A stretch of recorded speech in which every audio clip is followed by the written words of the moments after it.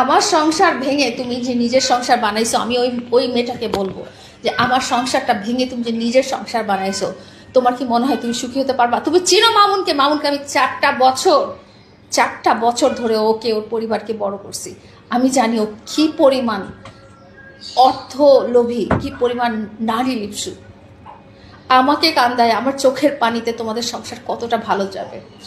2টা বছর অপেক্ষা করো, অথবা তোমার টাকা পয়সা শেষ হওয়ার অপেক্ষা করো।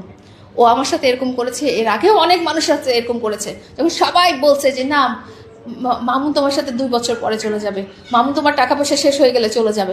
আমি তাদের কথা বিশ্বাস করি নাই, আমি মামুনের কথা বিশ্বাস করছি। এবং ঠিকই দেখা গেল শেষ পর্যায়ে আমাকে নিঃস্ব করে দিয়ে এসে চলে গেছে। তুমি কয়দিন সুখে থাকবা? আমি আজকে লাইলা তোমাকে বলে দিলাম যে তুমি অপেক্ষা করো তোমার টাকা পয়সা শেষ হওয়ার, তুমি অপেক্ষা করো। যাই হোক, এখন তুমি বদদোয়া দিচ্ছ, আমরা বুঝতে পারিছি।